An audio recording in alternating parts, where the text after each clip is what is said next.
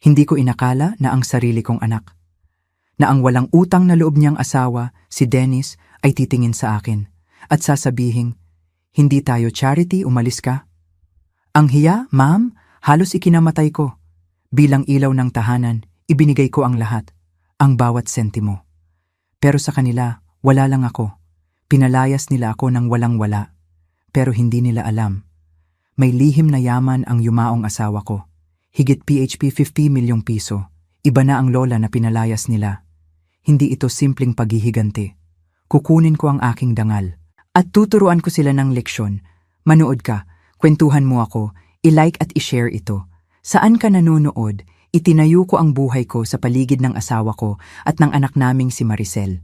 Bawat lutuin ko, bawat bakasyon na pinlano ko, bawat pisong inipon ko para sa kanila. Noong yumao ang asawa ko dahil sa cancer noong nakaraang taon, pakiramdam ko'y gumuho ang mundo ko. Pero sinabi ko sa sarili ko, may Maricel pa ako, may anak pa ako. Ibinenta ko ang bahay na pinaghirapan namin ng asawa ko. Masyadong maraming alaala, masyadong maraming gabi na gumigising ako, umaasang maririnig ang tawag niya mula sa kusina. Nag-alok si Maricel at ang asawa niyang si Dennis na patirahin ako. Si Maricel lang naman. Halos hindi ako tiningnan ni Dennis mula sa kanyang cellphone noong lumipat ako. Sinikap kong huwag maging pabigat. Nagkulong ako sa maliit kong kwarto sa likod. Nagluto, naglinis, nag-alok na mamalengke. Sinusubukan kong maging kapaki-pakinabang. Sinusubukan kong huwag maging sagabal. Pero si Dennis, ipinaramdam niya sa akin na hindi ako kailangan. Ang mga mata niya, laging may inis, para bang tinik ako sa kanyang lalamunan. Nagsimula sa maliliit na bagay. Iikot ang mga mata niya kapag nagtanong ako. Pababaguhin niya ang TV habang nanonood ako. Minsan, narinig ko siyang nagbulong, "Freeloader," habang dumadaan siya sa hallway. Sinubukan kong kumbinsihin ang sarili ko na mali ang dinig ko. Pero sa kaibuturan ko, alam kong hindi. Si Maricel wala siyang sinabi. Hahanapin ko siya para maging backup, para sa isang salita, kahit ano. Pero lagi niyang pinaliliit ang problema. "Na-stress lang siya, ma," sasabihin niya. "Mahirap ang trabaho." Nilunok ko ang hiya at nanahimik. Ganon naman ang ginagawa ng mga nanay, di ba? Pero nung gabing iyon, dinurog ako. Nasa hapagkainan kami. Naghanda ako ng chicken pot pie, paborito niya. Si Maricel, nagbabasa lang sa kanyang cellphone. Si Dennis, humihigop ng serbesa, gaya ng dati. Mabigat ang katahimikan. Tapos, bigla, tumingala si Dennis at nagsabing, "Alam mo, siguro, tigilan na natin ang pagpapanggap na pansamantala lang ito. Hindi tayo kawang gawa." Natigilan si Maricel. Tinitigan ko siya. "Anong ibig mong sabihin?" Ngumisi siya. "Ibig kong sabihin, gaano pa ba ito katagal? Hindi ka nagtatrabaho, hindi ka nag-aambag. Marami kaming bayarin. Hindi kami pumirma para sa dagdag na bibig na pakakainin." Nawalan ako ng hininga. Bumibilis ang tibok ng puso ko. Lumingon ako kay Maricel, desperada. Si Maricel, hindi ako kayang tingnan. "Siguro, mas mabuti na," bulong niya, "kung makakahanap ka ng mas matatag para sa kapakanan ng lahat." Para sa kapakanan ng lahat. Hindi ako sumigaw, hindi ako nakipagtalo.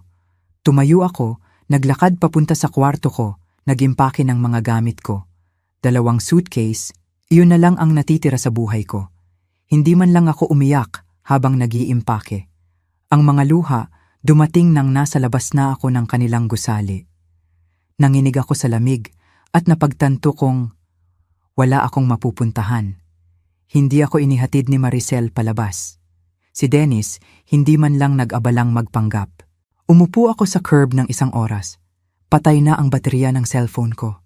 Patay na rin ang puso ko. Naalala ko, naisip ko, ito pala ang pakiramdam ng mabura. Noong gabing iyon, nag-check-in ako sa isang motel. Yung tipong nagbabalat ang wallpaper at kinakain ng vending machine ang barya mo. Nakadapa ako, nakatitig sa kisame. Nagtataka kung paanong naging ganito kaginaw ang lahat. Nagtataka kung ano ang nagawa ko para maranasan ng ganitong pagpapabaya. Kinabukasan, nagpadala ako ng mensahe kay Maricel. Naiintindihan ko, mahal kita palagi. Walang sagot. Kinabukasan, nagpadala ako ng isa pa, tapos isa pa. Mga kaarawan, maliliit na update, katahimikan, lumipas ang 3 buwan. Bawat araw, mas mahaba pa sa nakaraan. Sinubukan kong mag-apply ng trabaho, kahit ano. Pero walang gustong kumuha ng isang nagluluksa, lampas 50 anyos, na walang recent work history. Naisip kong maglinis ng bahay, mag-alaga ng bata. Pero hindi na gumagalaw ang katawan ko tulad ng dati. Ang kalungkutan, nakakabigti. At ang mas masahol pa, ang hiya. Ibinigay ko ang lahat sa batang iyon. Paano niya ako tinalikuran ng ganito kadali? Isang gabi, habang naghahalongkat ako sa isang kahon ng mga lumang alaala ng pamilya, sinusubukang makaramdam ng koneksyon sa kahit ano, natagpuan ko ito. Ang lumang diary ng aking ina. Hindi ko yun nabasa sa loob ng maraming taon. Baka hindi ko pa nga nabasa. Pero may isang bagay na humila sa akin. Umupo ako sa gilid ng kama ng motel, binuklat ang mga pahina. At doon ko ito nakita. Isang pangalan, isang katotohanan, isang sikreto na nagpabago sa lahat. Naalala ko ng malinaw ang sandali. Nanginginig ang mga kamay ko. Bumibilis ang tibok ng puso ko. Dahil bigla, hindi na lang ako ang nanay na pinalayas. Isa na akong ibang tao. At sa unang pagkakataon sa loob ng ilang buwan, ngumiti ako. Kinuha nila ang lahat sa akin. Pero wala silang ideya kung ano ang paparating. Pagkatapos ng gabing iyon, ang mga araw ay naghalo na parang abo. Ang kwarto sa motel, amoy lipas na hangin at usok ng sigarilyo. Ang boses ng vending machine sa labas ng pinto ko ay naging oyayi ng pagkatalo. Nanatili akong tahimik. Hindi ako umiiyak gabi-gabi, pero kapag ginagawa ko, tahimik. Yung tipong nanginginig ang buong katawan mo, pero sinasarili mo dahil walang darating para magbigay ng ginhawa. Nag-text ulit ako kay Maricel noong ika-4 na araw. Isang simpleng mensahe. Ayos lang ako. Gusto ko lang malaman kung kumusta ka. Walang sagot. Sinubukan ko ulit pagkatapos ng 2 linggo. Isang heart emoji lang. Wala. Sinabi ko sa sarili ko na abala siya, nababalik din siya, na si Dennis lang ang gumugulo sa isip niya. Pero habang lumilipas ang mga linggo, ang pag-asang iyon ay nagsimulang mabulok sa loob ko. Nauubos na ang pera ko. Sinubukan kong maghanap ng part-time na trabaho, sa grocery, sa front desk, kahit sa diner sa tabi ng highway. Pero masyado akong overqualified o hindi ako bagay. Na ang ibig sabihin lang, masyado ng matanda at masyado ng pagod. Isang gabi, nakaupo ako sa sahig ng kwartong iyon, naghahanap sa isang kahon lang na dinala ko na hindi damit. Ito ay isang kahon ng alaalang inalikan ng alikabok. Ilang lumang litrato, ilang sulat. At nakasiksik sa ilalim, isang maliit na aklat na may balat na leather. Ang diary ng aking ina. Nagulat ako. Hindi ko maalalang inimpake ko iyon. Halos ibalik ko na. Pero may isang bagay sa pakiramdam ng leather sa aking mga kamay ang nagpatigil sa akin. Sinindihan ko ang lumang ilaw sa gilid ng mesa at binuklat ang unang pahina. Ang sulat kamay niya, hindi nagbago mula sa mga note na isinisiksik niya sa lunchbox ko noong bata pa ako. Malinaw, maayos, laging may ink. Sa simula, ordinaryong bagay lang. Panahon, simbahan, reklamo tungkol sa presyo ng bilihin. Pero pagkatapos, napunta ako sa entry na may petsang Hunyo. Bumisita siya ulit ngayon. Sabi niya, gusto niya sanang maging iba ang mga bagay-bagay. Na sana, ako ang asawa niya. Pero may pamilya siya, isang negosyo, isang pangalan na kailangan niyang protektahan. Hinding-hindi malalaman ni Margaret. Hindi niya dapat malaman. Ipinagdarasal ko na sana isang araw, maintindihan niya kung gaano ko siya kamahal. Kahit na ipinanganak siya mula sa isang pagkakamali at pagnanasa. Binasa ko ng 2 beses, pagkatapos ulit. Hinding-hindi niya dapat malaman. Nahinto ang hininga ko sa dibdib ko, nagbuklat pa ako. Entry pagkatapos ng entry. Mga pahiwatig, mga alaala, mga tagpuan sa hotel, maliliit na bayad na sinubukan niyang tanggihan pero desperado siyang kailangan. Hindi niya binanggit ng buo ang pangalan nito, initials lang, HJS. Pero pagkatapos, isa pang entry, Pebrero. Sabi niya, gumawa siya ng mga plano na kung sakaling may mangyari sa kanya, titiyakin niyang mayroon si Margaret. isang bahagi ng itinayo niya. Hindi ito magiging official syempre, masyadong mapanganib, pero nangako siya sa akin ng isang trust, isang sulat. Sabi niya, alam ng kanyang abogado, si Mr. Goldstein, ang pangalan na iyon. Parang suntok sa sikmura ang tumama sa akin. Goldstein, nakita ko na yon dati. Inabot ako ng 2 araw at ilang paghahanap sa online mula sa shared computer ng motel. Pero natagpuan ko siya, si Leonard Goldstein. Isang retiradong abogado ng estate, nakalista pa rin sa ilalim ng isang pribadong firm sa Dallas. Hindi ako tumawag, hindi ko kaya. Masyadong nanginginig ang mga kamay ko. Sa halip, nagpadala ako ng sulat, isang tunay na sulat kamay. Ipinaliwanag ko kung sino ako, kung sino ang aking ina. At nagtanong ako, nagmakaawa para sa isang pag-uusap. Pagkatapos ng 2 linggo, nakatanggap ako ng tawag. Naalala ko kung paano nanginig ang boses niya nang banggitin ko ang pangalan ng aking ina. Kilala niya si Ina, hindi lang sa trabaho, personal. Palagi kong iniisip kung kailan ka magpapakita balang araw, sabi niya. Mayroon kang kailangan makita. Sumakay ako ng bus papuntang Dallas kinabukasan. Nakahanda ang suitcase ko, baka sakaling isa lang siyang scam artist. Pero nang pumasok ako sa tahimik na opisina na puno ng lumang aklat at mas lumang katahimikan, alam kong totoo ito. Inabot niya sa akin ang isang selyadong envelope. Naninilaw, marupok. Ito ay mula kay Harold James Sterling, ang nagtatag ng Sterling Energy. Isa sa pinakamalaking oil firms sa Central Texas. Isang lalaking nakita ko sa mga clipping ng pahayagan sa buong buhay ko. Isang lalaking may pamilya, reputasyon, isang legacy. Ang sulat ay naka-address sa aking anak na si Margaret Louise. Hindi ko mabasa ng buo. Umiyak ako bago pa man ang pangalawang paragraph.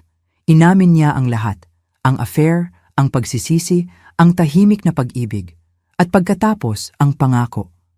Sa sandaling mamatay ako, tiniyak ko na isang bahagi ng aking personal na ari-arian na hindi matutunton sa pamamagitan ng aking estate ay ihahatid sa iyo sa pamamagitan ni Mr. Goldstein. Ikaw ang aking dugo, at bagamat masyado akong duwag para kilalanin ka habang buhay, kinikilala kita ngayon sa kamatayan. Ihinagis ni Mr. Goldstein ang isang folder sa mesa. Sa loob, mga bank account, isang katamtamang investment portfolio, mga papeles ng pagmamay-ari, mga titulo. Ang kabuuang halaga, mahigit 50 milyong piso, PHP 50,000 to 1,000. Tinitigan ko ang mga papel pagkatapos ay siya. Totoo ba ito? Bulong ko. Tumango siya. Iyo iyan. Palagi na. Kumalabog ang puso ko. Hindi dahil sa pera, kundi dahil sa unang pagkakataon sa buhay ko. Pakiramdam ko'y pinili ako. Nakita ako. Hindi ako sumigaw o tumawa o nagpakawala ng luha. Umupo lang ako doon, tahimik na parang bulong, hinayaang hugasan ako ng katotohanan, parang matagal nang hinihintay na ulan. Noong gabing iyon sa motel ko, hindi ako natulog. Nakatingala ako sa kisame tulad ng ginagawa ko sa loob ng ilang buwan. Pero sa pagkakataong ito, may ngiti na gumagapang sa mukha ko. Inakala nilang tinapon nila ako. Inakala nilang tapos na ako. Pero wala silang ideya. Hindi ako nasira. Nagsisimula pa lang ako. Hindi ako agad bumalik sa Maynila. May isang bagay sa loob ko na permanenteng nagbago. Hindi na lang ako si Loida, ang nakalimutang ina. Isa na akong bagong tao ngayon. Isang tao na sininungalingan sa buong buhay niya at sa wakas ay nakita ang katotohanan. Sa unang pagkakataon sa loob ng ilang buwan, o baka taon, hindi ako nalulunod sa kahihiyan. Humihinga ako sa kalinawan. Nanatili ako sa Dallas ng ilang araw, naglalakad lang sa mga lugar, umiinom ng kape sa katahimikan, pinapanood ang mga tao na nabubuhay, mga taong hindi itinapon na parang basura. At sa unang pagkakataon, hindi ako nainggit sa kanila, pinag-aralan ko sila. Nagtataka ako kung sino sa kanila ang nagsuot ng ngiti na nagtatago ng sakit. Sino ang ipinagkanulo? Sino ang gumapang pabalik mula sa pagiging hindi nakikita? Si Atalia Ricardo Gomez ay hindi lang nagbigay sa akin ng mana. Nagbigay siya sa akin ng oras. Oras para iproseso. Oras para maunawaan kung ano ang hawak ko ngayon sa aking mga kamay. Hindi lang ito yaman, ito ay kapangyarihan. At wala akong ideya kung ano ang gagawin ko rito. Pero ang kalungkutan, nagiging lakas kapag masyado ka nang napahiya. Nang bumalik ako sa Maynila, hindi na ako bumalik sa motel. Nag-book ako ng isang short-term rental sa downtown Makati. Malinis, moderno, tahimik. Ang uri ng lugar na hinding-hindi maiisip ni na Maricel at Dennis na kayang bilhin ko. Nagsimula akong magdamit ng iba. Mas maayos, mas sadyain. Hindi bongga, pero hindi na rin ako invisible sa lumang paraan. Ang uri ng hindi nakikita na makakapagpasok sa'yo sa mga pinto. Nagsimula akong manood ng mga YouTube video tungkol sa investing, real estate, kontrata. Pinag-aralan ko ang wika ng negosyo. Hindi dahil gusto kong magtayo ng isang imperyo, kundi dahil gusto kong protektahan ang sarili ko. Hinding-hindi na ako magiging walang kapangyarihan muli. Doon ko ito natagpuan. Ang listing ay nakabaon sa isang real estate auction site, isang apartment building sa Quezon City. Medyo sira-sira, pero matibay ang structure, ang lokasyon, eksaktong complex kung saan nakatira si Maricel at Dennis. Nakaupo ako, nakatitig sa screen, kumakabog ang puso. Nakalista ito bilang nanganganib dahil sa hindi pagbabayad ng property taxes. Naka-schedule ang auction sa loob ng 2 linggo. Hindi ako nag-atubili. Sa tulong ni Ate Sierra Gomez, gumawa ako ng isang LLC, isang anonymous shell company. Inihain ko ang mga papeles, inilipat ang pondo at naglagay ng bid. Hindi ako nagpaplano ng paghihiganti. Hindi naman ganoon, pero kukunin ko ang kontrol sa lugar na inakala nilang sila ang hari. Dumating at lumipas ang auction. Nanalo ako ng tahimik, legal, at ganap na under the radar. At sa ganun lang, akin na ang gusaling tinirhan nila. Kung saan nila ako pinalayas dala-dala ang 2 suitcase at isang walang kabuluhang dahilan. Kung saan nila ako pinahiya sa pinakamababa kong sandali. Naalala ko na nakaupo ako sa desk ko, tinitingnan ng titulo. At bumulong ako. Tingnan natin kung paano magbayad ng renta si Dennis sa bibig na hindi niya kayang pakainin. Isang buwan pagkatapos, ipinadala ang mga sulat ng notification sa lahat ng tenant. I-re-reassess ang renta, i-re-review ang lease terms, at para kina Dennis at Maricel, ang bagong halaga naging triple, hindi doble, triple. Market value kasama ang mga bayarin na matagal ng due. Siguradong sumabog siya, hindi ko na kailangang makita para malaman. Ramdam ko ang galit niya mula sa malayo, pero hindi ito tungkol sa pera, tungkol ito sa pride. Si Dennis ay isang lalaki na kailangang makaramdam na siya ang may kontrol. At tahimik ko lang siyang binawi. Sinubukan akong tawagan ni Maricel 2 araw pagkatapos ng notice. Ito ang unang pagkakataon na kumontak siya mula noong gabing umalis ako. Hinayaan ko lang itong mapunta sa voicemail. Ma, hindi ko alam kung narinig mo, pero may kakaiba talagang nangyayari. Biglang tumaas ang renta namin ng sobra. Nagwawala si Dennis. Hindi ko alam.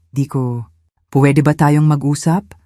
Hindi ako sumagot. Hindi ito tungkol sa paghihiganti. Ito ay tungkol sa gravity. Kailangan nilang maramdaman ang bigat ng kanilang mga pinili. Minsan lang akong dumaan sa gusali ng hating gabi. Bukas ang kanilang mga ilaw. Nakita ko ang mga anino na gumagalaw sa likod ng mga kurtina. Si Maricel, naglalakad. Si Dennis, sumisigaw. Hindi mapagkakamalan ang siluet niya. Pinanood ko sila sandali, tapos umalis na ako. Ang isang bahagi ko, naramdaman ay walang laman.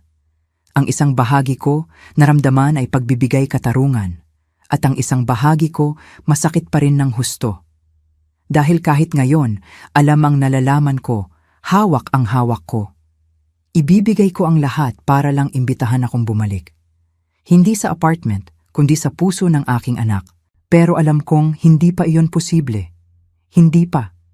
Kaya nanatili akong tahimik at naghintay ako. Dahil minsan, ang pinakamalakas na katarungan ay ang hindi nagsasalita ng kahit isang salita. At hindi pa ako tapos. Hindi ko napagtanto kung gaano ako nagbago hanggang sa makita ko si Maricel sa grocery store 3 linggo pagkatapos ng pagtaas ng renta. Hindi niya ako nakita. Nasa 2 aisle ako, nakatago sa likod ng rack ng mga cereal. Mukha siyang pagod. Hindi lang pagod, lutang. Nakabuhol ang buhok niya ng padalos-dalos, ang paraan na ginagawa niya noong umiiyak siya.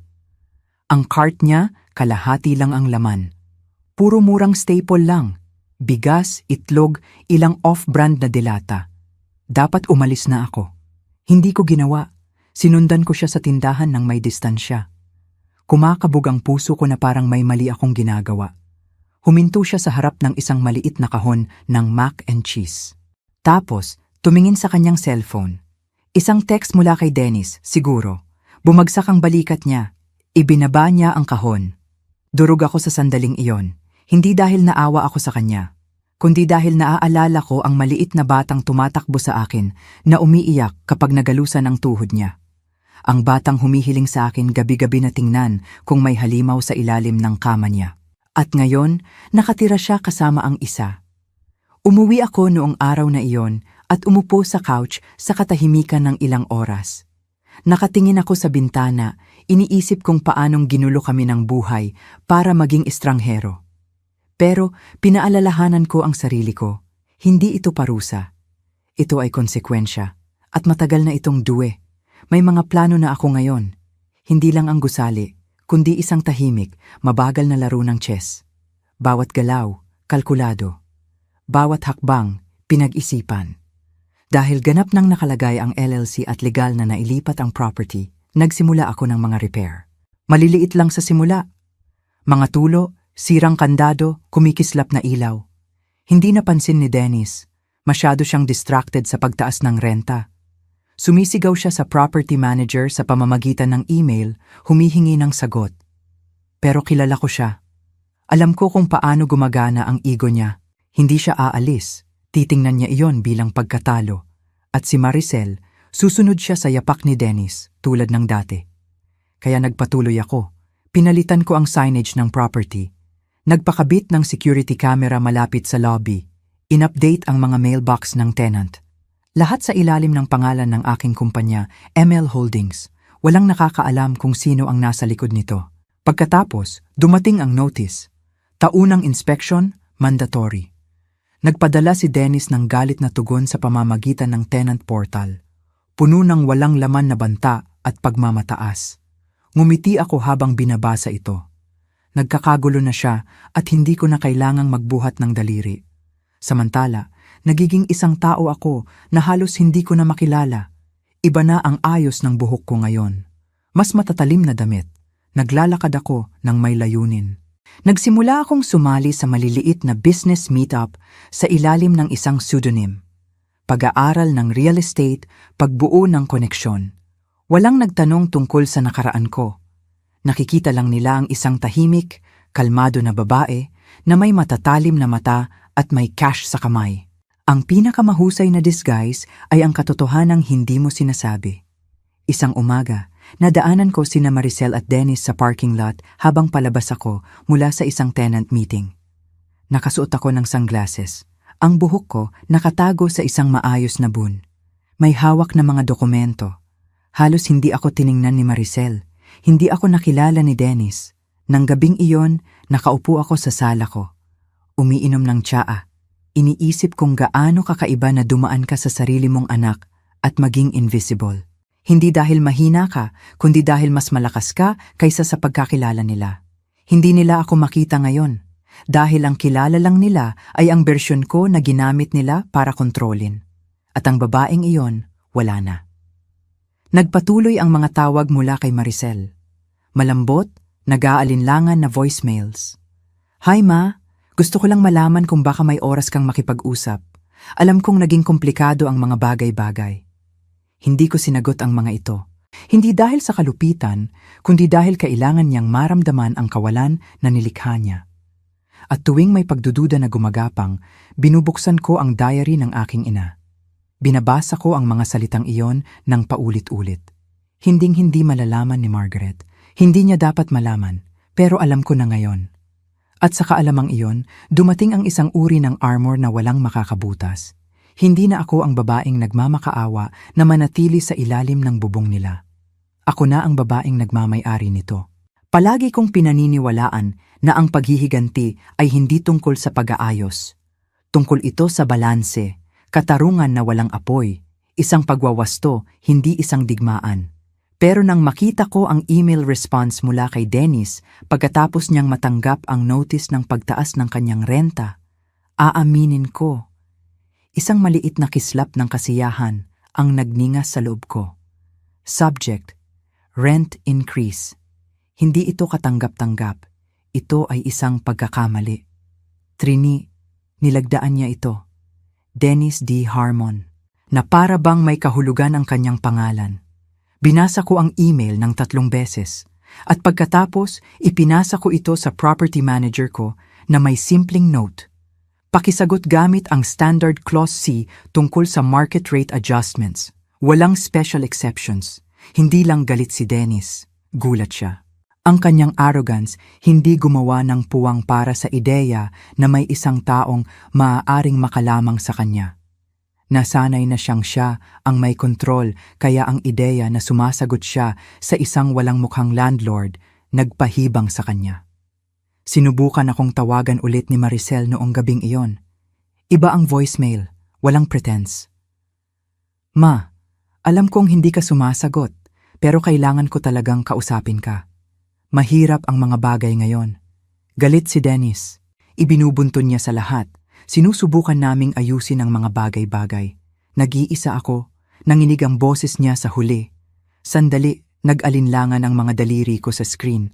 Pwede ko siyang tawagan, sabihin sa kanya na magiging ayos ang lahat, na aayusin ko ang lahat. Pero hindi ko ginawa, dahil hindi okay ang lahat. At hindi ko pwedeng patuloy na ayusin ang mga gusot na tinulungan niyang gawin. Hinayaan ako ni Maricel na itapon na para bang hindi ako hihigit sa isang bayarin na hindi nila kayang bayaran. At ngayon, nasa kanya na ang pressure na alala niya kung paano ako tawagan. Hindi.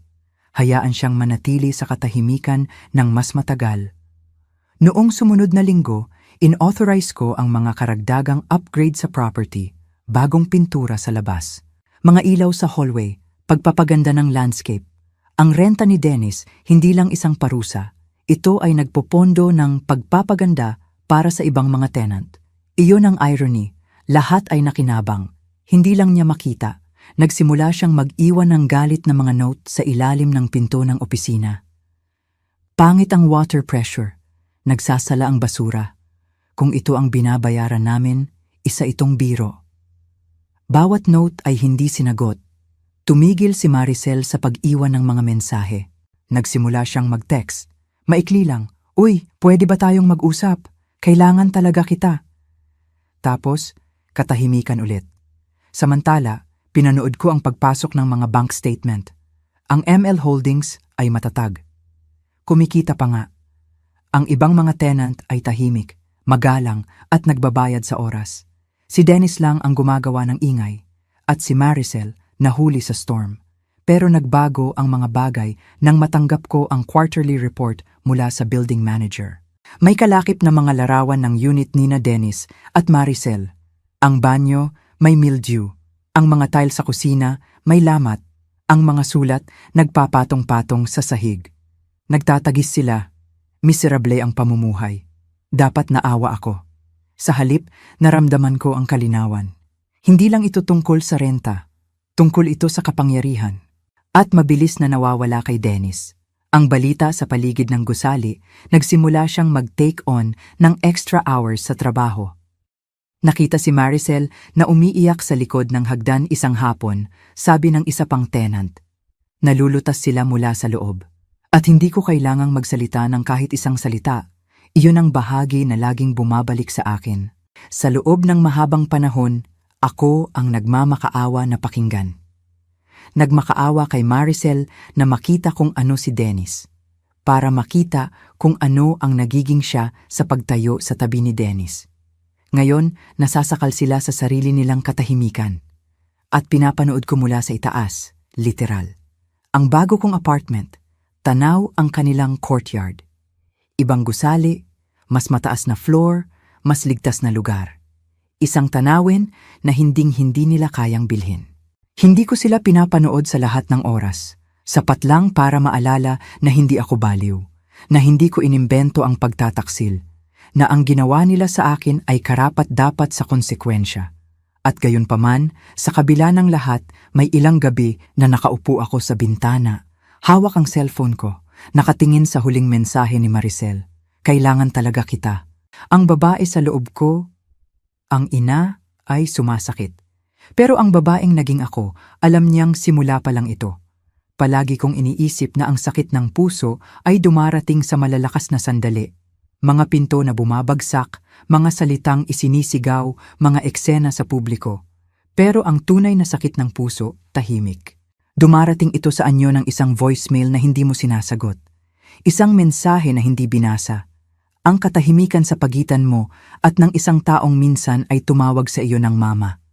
Tumigil ang mga tawag mula kay Maricel. Bumagal ang mga text. Pero ang pinsala sa kanyang panig, tila lumalaki lang. Mula sa nalaman ko sa mga staff ng gusali, ang tensyon sa kanilang apartment ay naging lantad na away. Si Dennis, nagiging mainitin ang ulo sa lahat. Tinatanggihan ang mga maintenance request. Humihingi ng hindi kinakailangang inspection, naghahanap ng sisisihin. Si Maricel sabi sa akin, mukhang hindi natutulog sa loob ng ilang araw. Hindi ako nagalak. Hindi ako nagdiwang.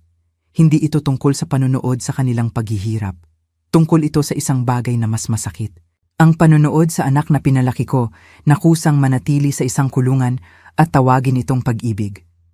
Isang hapon, nagpadala sa akin ng report ang property manager ko pagkatapos ng reklamo sa ingay. Narinig ng kapitbahay sa ibaba ang isang mainit na pagtatalo. Sumisigaw tungkol sa pagkawala ng kontrol at kasalanan mo ang lahat. Umalis si Dennis na nagwawala. Hindi na bumalik hanggang kinabukasan. Si Maricel, nanatiling nakakulong sa loob ng apartment sa buong gabi. Patay ang ilaw, sarado ang mga kurtina, nag-antay ako. Hindi para kay Dennis, para sa kanya. Inabot ng 2 pang araw, 2 mahaba, masakit na araw. Tapos, habang lumulubog ang araw sa likod ng mga puno isang gabi, umingay ang intercom ng gusali ko. Hi, ito si Maricel Harmon. Nagtataka lang ako kung si Margaret, ibig kong sabihin, ang nanay ko, ay nakatira dito. Huminto ang puso ko. Hindi ako sumagot kaagad. Tiningnan ko lang ang screen, natigilan. Pagkatapos dahan-dahan, pinindot ko ang door release. Pagkaraan ng 10 minuto, isang mahinang katok ang umalingaw-ngaw sa pinto ng apartment ko. Nang buksan ko, nakatayo siya doon. Mukha siyang anino ng batang pinalaki ko. Maputla, may lamat ang makeup, may gusot ang kanyang damit, mukha siyang 20 taong mas matanda kaysa sa edad niya. Nagtitigan kami ng matagal. Walang nagsalita sa amin. Sa wakas, nagpakawala siya ng hininga. Hi ma. Tumabi ako. Pumasok siya ng dahan-dahan, na para bang hindi siya sigurado kung pinapayagan siyang pumasok. Tahimik ang silid, maliban sa tunog ng tasa habang naghahanda ako ng 2 mug ng tsaa. Hindi ako nagtanong kung bakit siya naroon. Hindi ako nagtanong kung kumusta siya. Inabot ko lang sa kanya ang tsaa, umupo sa tapat niya at naghintay. Hindi ko alam kung saan magsisimula, sabi niya. Halos bumulong ang kanyang boses. Wala akong sinabi. Tumungo siya. Si Dennis, hindi siya madali. Galit siya sa lahat ng oras. Sinasabi, kasalanan ng renta, kasalanan ko, kasalanan ng aso ng kapitbahay. Tahimik pa rin ako. Inakala ko, ginagawa ko ang tamang bagay. Noong panahong iyon, noong pinakiusapan ka naming umalis. Pinakiusapan na para bang mayroon akong pagpipilian. Gusto ko lang panatilihin ang kapayapaan. Ayokong magkaroon ng mas maraming away. Sabi ni Dennis, huminto siya. Sabi niya, hinding-hindi ka aalis maliban kung itutulak ka namin. At ako, Diyos ko, kinamumuhian ko ang sarili ko sa pagpayag. Humigop ako ng tsaa. Nami-miss kita, bulong niya. Pero hindi ko alam kung paano ayusin ito. Pinag-aralan ko ang mukha niya, bawat linya, bawat pagkurap. Naghahanap siya ng kapatawaran pero takot siyang humingi. Kaya binigyan ko siya ng tanging bagay na kaya kong ibigay, katahimikan. Dahil minsan, mas ligtas ang katahimikan kaysa sa katotohanan. Umupo kami ng ganoon, halos 1 oras. Hindi siya humingi ng pera. Hindi siya humingi ng tulong. Gusto lang niya na malapit sa akin. At hinayaan ko siya. Nang sa wakas ay tumayo siya para umalis, inabot niya ang kamay ko. "Patawarin mo ako," sabi niya, "para sa lahat." Hindi ko ito sinabi pabalik. Hinawakan ko lang ang kamay niya nang mas matagal kaysa sa inaasahan niya. Siya ang unang bumitaw. At pagkatapos, namumuo ang luha sa kanyang mga mata, lumabas siya ng pinto. Hindi ako umiyak. Pero sa sandaling sumara ang pinto, lumubog ako sa aking silya. Hawak ang init ng kanyang tasa sa aking mga palad, na parang isang lifeline. Dumating siya. Tiningnan niya ako sa mata. At ngayon, alam ko. Ang mga lamat ay nagsisimula ng lumabas. Ang tungkol sa kapangyarihan, ang tunay na kapangyarihan, ay hindi mo kailangang itaas ang boses mo para gamitin ito. Hindi ka nagpapabagsak ng mga pinto o sumisigaw ng mga banta. Hihilahin mo lang ang isang tali dito, isasara ang isang pinto doon. At panoorin ang mga taong minamaliit ka na magsimulang mamulikat. At si Dennis, namumulikat siya. Pagkatapos ng pagbisita ni Maricel, naging mas madilim ang mga bagay sa apartment na iyon. Hindi ko kailangan ng kamera para malaman. Ramdam mo ang pagkakagulo ng isang bahay kung makikinig ka ng mabuti. Sinabi sa akin ng maintenance team na nagiging baliw na si Dennis. Nagwawala sa opisina ng management 2 beses sa isang linggo. Hinihingi na malaman kung sino ang nagmamay-ari ng gusali. Gusto niya ng mga pangalan. Gusto niya ng mukha. Gusto niya ng sisisihin. Ang katotohanan na wala siyang makita, iyon ang nagpa-spiral sa kanya. Nagsimula siyang maghukay. Alam kong gagawin niya iyon. Hindi si Dennis ang tipong tatanggap ng pagkatalo ng tahimik. Nakita ko kung paano niya sinubukang tingnan ang cellphone ni Maricel kapag matagal ito sa tindahan. Ang paraan ng pagtingin niya sa mga resibo nito, pagkomento sa tagal ng pagtakbo ng mga errand. Ang pagiging possessive, hindi lang iyon ang salita. Kaya, noong nagsimula siyang maghanap para sa pangalan sa likod ng ML Holdings, handa ako. Nagsimula siya sa pagsisikap na hanapin ang LLC standard.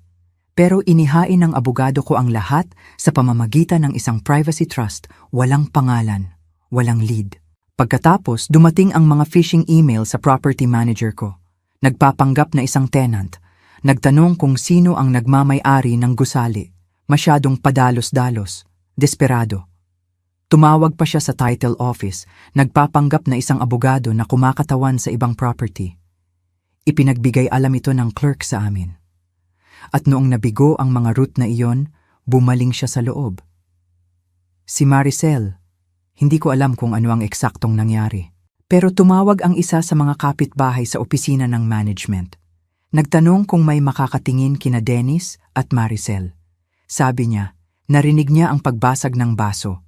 Pagtaas ng boses. Ang uri ng galit na hindi lang nagmumula sa mga bayarin. Nagmumula iyon sa takot. Umakyat doon ang maintenance man. Walang sumagot. Pero sa pinto, naririnig niya si Dennis na naglalakad, bumubulong. Si Maricel umiiyak. Ang katahimikan pagkatapos mas mabigat pa kaysa sa pagsigaw.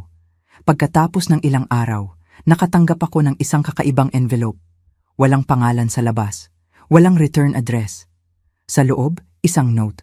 Alam ko ang ginagawa mo. Akala mo, matalino ka, pero hindi mo ako tinatakot. Malalaman ko kung sino ka, at kapag nangyari iyon, magsisisi ka. Walang signature. Pero nakilala ko ang sulat kamay. Si Dennis, sumulat siya tulad ng pagsasalita niya. Galit, hindi pantay, masyadong mariin sa papel. Umupo ako doon kasama ang sulat sa aking mga kamay. Kumakabog ang puso. Hindi dahil sa takot, kundi dahil sa alaala. Dahil ibinalik ako sa sandaling tumayo siya sa kusina na iyon at tiningnan ako sa mata na parang lupa ako sa ilalim ng kanyang mga paa. Ang paraan ng pagtayo ni Maricel sa tabi niya. Hindi lang tahimik, kundi complicit. At ngayon, siya na ang humahawak sa mga anino. Nasasakal sa kawalan ng katiyakan, sumisigaw sa kawalan, poetic ito. Pero mapanganib din. Kaya nagdoble ako. Kinuntak ng abogado ko ang building security. Nagpakabit kami ng mas maraming surveillance. Discreet, legal, routine. Tiniyak ko na protektado ang ibang mga tenant. Hindi magigiba ang gusali dahil lang sa hindi kayang harapin ng isang lalaki ang bigat ng kanyang sariling kalupitan. At si Maricel, hindi na siya tumawag ulit. Pero narinig ko mula sa building manager na naglalakad na siya papunta sa trabaho. Ibinenta na ang kotse niya, ibinabawas na ang mga utility nila, patay ang ilaw pagsapit ng gabi, walang heat sa ilang gabi. Ang mga lamat hindi lang sa relasyon nila, nasa survival na nila. At gayunpaman, sa kabila ng lahat, nanatili akong may distansya. Dahil hindi ito tungkol sa paghihiganti. Tungkol ito sa resolusyon. Hayaang lumiit ang mundo ni Denise hanggang sa mapagtanto niya kung gaano siya kaliit. At hayaang magdesisyon si Maricel. Mananatili ba siya sa kulungan? O hahanapin niya ang susi na inilagay ko mismo sa harap niya? Alam kong hindi pa siya handa, pero papalapit na ang mga pader. At ang mga sikreto may paraan para tumagas sa mga lamat. Hindi ko inaasahan ang katok sa pinto ko noong gabing iyon. Tahimik na sa loob ng ilang araw. Walang email mula sa management. Walang voicemail mula kay Maricel. Wala nang anonymous threat. Katahimikan lang. Yung tipong parang may bagyo na nakatago sa malayo, naghihintay. Pero nang dumating ang katok, mahina at mabagal. May humigpit sa dibdib ko. Binuksan ko ang pinto. Nakatayo si Maricel doon, basang-basa sa ulan. May hawak na grocery bag sa kanyang dibdib, na para bang iyon lang ang nagpapatayo sa kanya. Pula ang kanyang mga mata, at bumuka ang kanyang bibig pero walang lumabas. Mukha siyang naubusan ng salita ilang araw na ang nakalipas. Tumabi ako. Pumasok siya ng dahan-dahan. Tumatalsik ang tubig sa hardwood floor. Inabot ko sa kanya ang isang tuwalya. At kumilos kami ng walang salita. Pinainit ko ang takure. Nagbuhos ng 2 mug ng chamomile tea. Umupo siya sa gilid ng couch, na para bang ayaw niyang magtagal, na para bang hindi siya karapat-dapat. At siguro, hindi nga. Nakatingin siya sa tasa niya, walang laman ang mga mata. Hindi siya ang inakala kong siya, sabi niya sa wakas. Nanatili akong tahimik. Ibig kong sabihin, alam ko, may bahagi ako na laging alam. Pero sinabi ko sa sarili ko, stress lang, na kailangan lang niya ng suporta, na kung magiging pasensyosa ako, magbabago siya. Tahimik pa rin ako, tumingala siya, nanginginig ang boses. Iniisip niya na may nagtatarget sa amin. Obsessed siya. Sinusuri niya ang cellphone ko, ang mga email ko. Noong nakaraang linggo, sinundan niya ako sa trabaho. Sabi niya, tinitiyak lang niya na hindi ako kasali. May panginginig na dumaan sa kanya. Hindi mula sa lamig. Tinanong niya kung may tinatago ako. Kung may tinatago, ka. Nahinto ang hininga ko.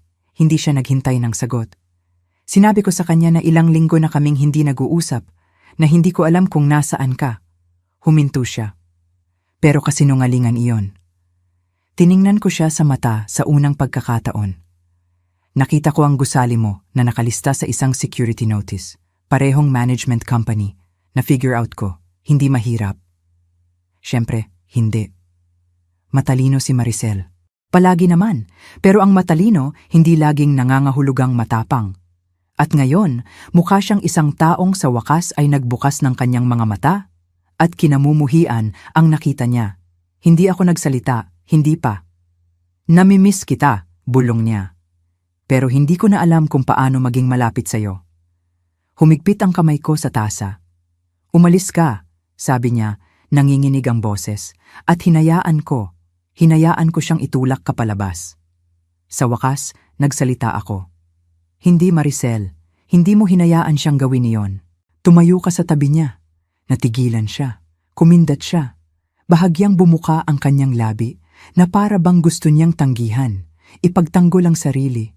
Pero wala nang natira para ipagtanggol. Tumayo ako, naglakad papunta sa bintana, nakatingin sa labas, sa gabi. Nagmakaawa ako para sa boses mo nung gabing iyon, sabi ko. Isang salita lang, isa lang. At nanatili kang tahimik. Sa likod ko, narinig ko ang kanyang paghinga. Isang tahimik, sirang tunog. Hindi ko inakala na magiging ganito kasama, sabi niya. Inakala ko, kaya kong pamahalaan siya. Hindi mo kayang pamahalaan ang ganoong klaseng lalaki, sabi ko ng mahina. Maaari mo lang siyang tiisin o iwanan siya. Hindi siya sumagot. Hindi na niya kailangan. Umupo kami sa katahimikan ng matagal. Dalawang babae na nagbahagi ng dugo pero hindi ng tiwala. Hindi pa. Siguro hinding-hindi. Nang sa wakas ay tumayo siya para umalis, maingat niyang ibinaba ang tasa. Namumuo ang luha sa gilid ng kanyang mga mata. Hindi ako umaasa ng kapatawaran, sabi niya. Kailangan ko lang maalala kung ano ang pakiramdam ng maging ligtas. Inihatid ko siya sa pinto. Huminto siya, tapos biglang lumingon at niyakap ako. Hindi ko sinuklian ang yakap sa simula. Tapos ginawa ko, pero dahan-dahan, maingat, na para bang may nagtatangkang humawak sa isang alaala nang hindi ito nadudulas sa mga daliri. Nang bumitaw siya, hindi siya nagpaalam. Tiningnan lang niya ako ng isa pang beses at umalis. At nang sumara ang pinto sa likod niya, naramdaman ko ang isang bagay na nagbago sa loob ko. Hindi kapatawaran, hindi pa. Pero ang pinakamahina na kislap ng isang bagay na maaaring lumaki balang araw. Kung hahayaan niya. Ipinadala ang imbitasyon isang Martes ng umaga. Tahimik, profesional, walang fanfare. Attendance meeting to discuss upcoming building renovations scheduled in the common room the following week. Mandatory attendance. Questions welcome. Alam kong pupunta si Dennis. Alam kong hindi niya kayang pigilan ang sarili. Gusto niya ng pangalan, isang mukha, isang taong sisisihin. Wala siyang ideya na naglalakad siya mismo sa mga kamay ng babaeng tinapon niya na parang sirang appliance. Noong araw ng meeting, dumating ako ng maaga. Naka-charcoal gray blazer at dark jeans ako. Simple, elegant, hindi makikilala. Ang buhok ko ngayon ay malambot na waves humahaplos sa balikat ko. Hindi ako mukhang ang babaeng minsan ay nagmakaawa para sa kaunting dignidad sa hapagkainan ni Maricel. Dahan-dahang napuno ang common room. Pumasok ang mga tenant. Ang ilan, mausisa. Ang iba, inis. Karamihan, walang pakialam. At pagkatapos, dumating si Dennis. Pumasok siya ng mayabang ng isang lalaking umaasa ng komprontasyon. Si Maricel, nakasunod sa likod niya na parang anino. Hindi siya lumingon. Hindi niya ako napansin. Nakita lang niya ang property manager sa harap. At dumiretso siya rito. Nasaan siya? Sigaw niya. Gusto kong makausap ang namamahala ngayon. Nanatiling kalmado ang manager. Lahat ng katanungan ay sasagutin sa panahon ng presentation. Ngumisi si Dennis. Tumingin si Maricel sa kanyang sapatos. Umupo ako sa likuran, tahimik. Nagsimula ang presentation. Routine announcements. Mga upgrade, mga timeline, ang bagong security system, ang na-update na landscaping, ang pinabuting insulation, mga praktikal na pagbabago, matalinong desisyon, lahat ay pinunduhan sa isang bahagi ng mismong renta na pinagprotestahan ng matindi ni Dennis. Tapos huminto ang manager. Gusto naming pasalamatan ang ML Holdings para sa kanilang pangako na buhayin ang property at bigyang prioridad ang kaginhawaan ng tenant. Ang owner ay narito ngayon kung mayroon kayong mga katanungan. Tumayo ako. Lumingon ang silid. Naglakad ako ng dahan-dahan papunta sa harap, kalmado, matatag. Bawat hakbang, isang tahimik na pagtibok sa dibdib ko. Ang mukha ni Dennis napilipit sa pagkalito. Pagkatapos ay sa hindi paniniwala. Bumuka ang bibig ni Maricel sa gulat. Lumingon ako sa silid. Magandang gabi, sabi ko. Ang pangalan ko ay Loida. Ako ang may-ari ng gusaling ito. Maririnig mo ang pagbagsak ng isang pin. Tumayo si Dennis ng napakabilis. Kumalampag ang silya niya. Ikaw? Biro ba ito? Anong klaseng laro ito? Tiningnan ko siya. Talagang tiningnan. At nakita ko ang mga lamat na sinubukan niyang itago. Ang pawis sa likod ng kanyang kwelyo. Ang pamamaga sa ilalim ng kanyang mga mata. Ang panik. Hindi ito laro, sabi ko ng mahina. Negosyo lang. Humarap siya ng isang hakbang. Minanipula mo ito. Ikaw ang nasa likod nito sa lahat ng oras. Ikaw ang nagtaas ng renta namin. Sinusubukan mo kaming sirain. Nanatili akong matatag. Binigyan kita ng bubong. Gumawa ako ng mga pagpapabuti. Pantay kong tinrato ang bawat tenant. Ang hindi ko ginawa ay ang makalimot. Binuksan niya ang kanyang bibig para magsalita. Pero humarap ako sa grupo. Kung mayroon kayong mga katanungan tungkol sa mga pagbabago o pagpapabuti, masaya akong sasagutin ang mga ito pagkatapos ng meeting. Salamat. Tumabi ako.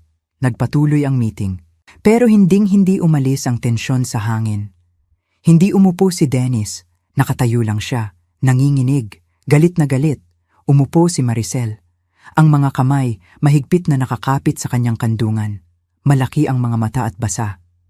Nang matapos ang meeting, lumapit sa akin ang mga tenant. Nakikipagkamay. Nagtatanong.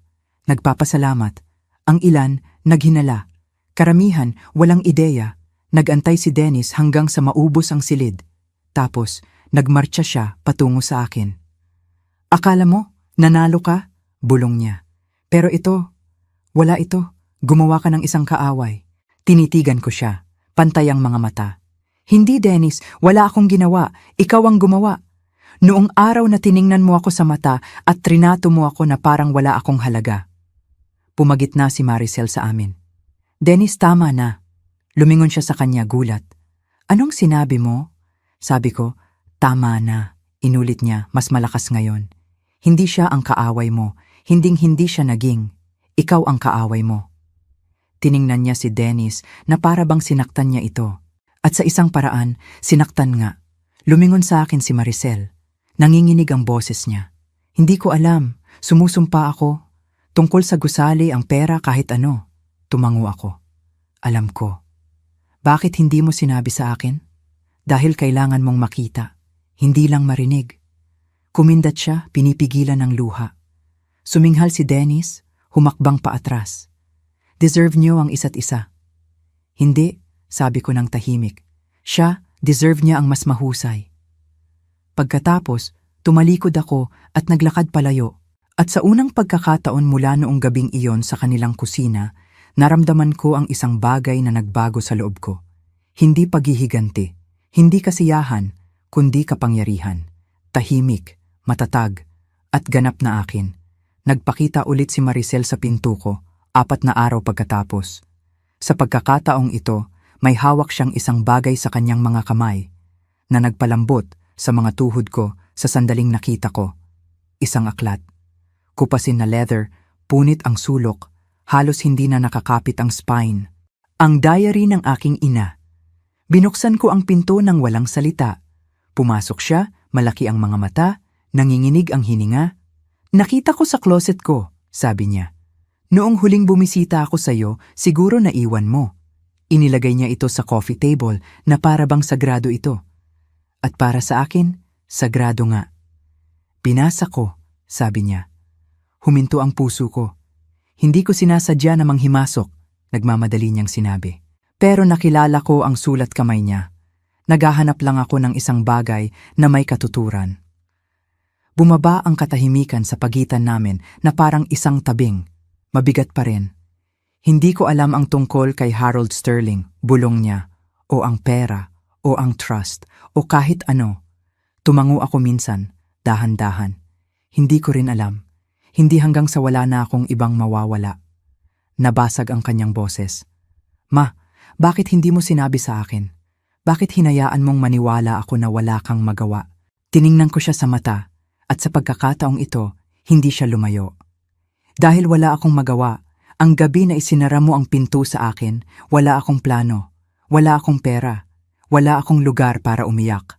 Kung saan walang kakatok at magsasabi sa akin na tumahimik. Napangiwi si Maricel. Natagpuan ko ang diary sa pinakamababa kong sandali, noong nagbibilang ako ng mga barya para lang kumain, noong hindi ako nakikipag-usap sa kahit sino sa loob ng 1 linggo. Ang diary na iyon, hindi lang nito sinabi sa akin kung sino ako. Pinaalalahanan ako na may halaga ako, na hindi lang ako mahal ng aking ina. Ipinaglaban niya ako, tahimik, nang hindi kailanman nagawang ipakita. Umupo si Maricel. Nakakapit ang mga kamay sa kanyang kandungan. Hindi ko alam kung paano ako naging ganong klaseng anak na kayang gawin ang ginawa ko. Paulit-ulit kong tinatanong iyan sa sarili ko. Naglakad ako papunta sa bintana. Nakatingin sa kalye sa ibaba. Ang tahimik na ingay ng buhay na dumadaan. Hindi ka naging ganoon ng bigla, sabi ko. Ito ay maliliit na pagpili. pagpapabaya sa mga bagay, pagpili sa kapayapaan kaysa sa katotohanan, pagpaniwala na ang pag-ibig ay nangangahulugang katapatan, kahit na masakit. Tumayo siya at naglakad papalapit sa akin. Iniwan ko siya. Ang mga salita ay tumama sa hangin na parang bomba. Sinubukan niyang halukayin ulit ang mga gamit ko. Ang laptop ko, ang bag ko. Sinabi ko, hindi, iyon na yon. Sumigaw siya, nag-impake ng bag at umalis. Sabi niya, babalik siya. Pinalitan ko ang mga kandado kinabukasan. Hindi ko alam kung sino ako kung wala siya. Inamin niya, nanginginig ang boses. Pero mas gugustuhin kong malaman, kaysa patuloy na mawala. Isang katahimikan ang dumaan sa pagitan namin. Makapal sa lahat ng hindi namin nasabi. Tapos, tumingin siya sa diary. Hindi mo deserve ang ginawa ko. Ang ginawa namin. Hindi ko yan maaayos, pero gusto kong subukan. Naglakad ako pabalik sa kanya ng dahan-dahan. Umupo sa tabi niya. Dati, pinapangarap kong marinig ang mga salitang iyon, sabi ko. Pero kapag sinabi mo ang mga ito ngayon, hindi nito inaayos ang nakaraan. Binabago nito ang kasaysayan. Tiningnan niya ako ng may pagkalito. Mahinahon kong hinawakan ang kamay niya. Nakikita mo ako ngayon, nagbabago iyon sa lahat. Umupo kami doon ng matagal. Ang uri ng katahimikan na hindi masakit, kundi nagpapagaling. Ang uri na dumarating pagkatapos na sa wakas ay makapagsalita ang katotohanan. Bago umalis si Maricel noong gabing iyon, huminto siya sa pinto. Hindi mo ako pinalaki para maging mahina, sabi niya. Nakakalimutan ko lang kung gaano kakalakas. Ngumiti ako ng mahina. Hindi, sabi ko. Hindi mo nakalimutan, tumigil ka lang sa pagtingin. At ngayon, sa wakas, nakikita niya ang lahat. Hindi lang kung sino ako, kundi kung sino ako sa simula pa lang. Nang dumating ang email mula kay Dennis, halos hindi ko na ito binuksan. Ang subject line pa lang, nakakakiliti na sa tiyan ko. We need to talk now. Binasa ko ito ng dahan-dahan, maingat. Ang kanyang mga salita ay matalim, nag-aalala, at tumutulo sa desperasyon. Alam ko na ang lahat tungkol sa gusali, tungkol sa mana, tungkol sa maliit mong sikreto kay Sterling. Akala mo, matalino ka? Akala mo, kaya mong sirain ang buhay ko at umalis na nakangiti? Hayaan mong linawin ko. Kung hindi mo aayusin ito, pupunta ako sa nakatingin ako sa screen ng tahimik. Sa wakas, nakita niya ang koneksyon. Sa isang paraan, sa pamamagitan ni Maricel o ng sarili niyang paghahanap, natuklasan niya ang katotohanan. Pero hindi ako natakot. Dahil plinano ko ang sandaling ito mula noong araw na binili ko ang gusali. Ipinasa ko ang email sa abogado ko. Kinabukasan, nakatanggap si Dennis ng isang cease and desist letter. Sa loob nito, ang mga talaan ng bawat nagbabanta na mensahe na ipinadala niya sa opisina ng property. Ang mga huwad na dokumento na sinubukan niyang isumite sa ilalim ng pekeng law firm. At ang mga tampered email na tahimik naming sinubaybayan pabalik sa kanyang IP address. May mga reklamo ng tenant, mga log ng sabotage sa maintenance, at maging ang mga audio clip ng kanyang rant mula sa mga pampublikong lugar sa paligid ng gusali. Hindi namin kailangang maghain ng criminal charges. Isang defamation at harassment suit lang, sapat na. Nagpanik siya. At alam ko iyon dahil tumawag sa akin si Maricel pagkatapos ng 2 araw. Umalis na siya, sabi niya, nanginginig ang boses. Nag-impake habang ako ay nagtatrabaho. Nag-iwan ng isang note na sinasabing pinaghahanap siya. Sabi niya, sinira mo raw ang buhay niya. Sinira niya ang sarili niya, sabi ko ng tahimik. Tahimik si Maricel. Kung gayon, patawad ulit, dahil sa pag-iisip na deserve niya ang katahimikan ko. Natakot ka, sagot ko. Naranasan ko na yan. Ang takot ay nagpapakita sa iyo na maliit ka. Pero, hindi mo kailangang manatili sa ganong paraan. Hindi nagtagal, sinubukan ni Dennis na gumanti. Nag-post ng malalabong rant sa social media. Nagpapahiwatig ng korupsyon, pagtataksil. Hindi siya nagbigay ng mga pangalan. Hindi niya kayang gawin. Hindi pagkatapos ng pangalawang sulat mula sa abogado ko na nagbabanta ng legal action para sa bawat salita na inilathala niya. Naging tahimik siya pagkatapos nito. Sa publiko, syempre. Sa pribado, alam kong hinding-hindi niya malilimutan ang araw na napagtanto niya. na ang babaeng pinalayas niya dala-dala ang 2 suitcase at isang pagod na mukha, ngayon na ang nagmamay-ari ng bubong sa ibabaw ng kanyang ulo. Ang lease sa ilalim ng kanyang pangalan, at ang mga susi sa bawat nakakandadong pinto na minsan niyang ibinagsak sa akin. Si Maricel, sa kabilang banda, ay nagbabago. Umalis siya sa unit sa loob ng 1 buwan. Nakahanap ng isang maliit na studio malapit sa kanyang trabaho. Nagsimulang mag-therapy. Sumali sa isang community art class. Nagpinta pa nga siya ng isang bagay para sa akin. Isang abstract ng isang phoenix sa madilim na pula at ginto. Ibinigay ko ito sa ibabaw ng aking fireplace. Mas madalas kaming nag-uusap ngayon, hindi araw-araw. Pero kapag ginagawa namin totoo, tapat, wala nang pagpapanggap. Ang huling bahagi ng puzzle ay dumating sa isang envelope. Isa pang sulat. Ito ay mula kay Atizer Gomez. Congratulations, Loida. Ang gusali ay opisyal nang nailipat. Ang mga huling maingat kong tiniklop ang sulat. Hinawakan ko ito sa aking dibdib. Hindi lang ito tungkol sa pera o ari-arian o paghihiganti. Tungkol ito sa katotohanan. Tungkol sa pagkuha ng aking pangalan, aking kwento, aking lakas. Kinabukasan, tumawag ako ng isang realtor. Handa na akong isara ang huling kabanata at buksan ang pinto sa isang buhay na hindi ko na kailangang isurvive. Kaya ko na sa wakas na mabuhay ito ayon sa aking mga tuntunin. Ibinenta ko ang gusali sa huling bahagi ng tagsibol. Ang huling paperwork ay nilagdaan noong isang maliwanag, walang ulap na Martes, walang fanfare, walang seremonya. Isang tahimik na pag-click lang ng panulat, isang matatag na pakikipagkamay. At ang bigat ng 3 taon ng kalungkutan, pagtataksil at katahimikan. Sa wakas ay inalis sa aking mga balikat. Ang pera ay na-wire sa account ko kinabukasan, pero hindi ako nagdiwang. Sa halip, sumulat ako ng isang check, isang malaking halaga. Kalahati ng kita ay napunta sa isang lokal na shelter para sa mga kababaihan at bata na nasa krisis.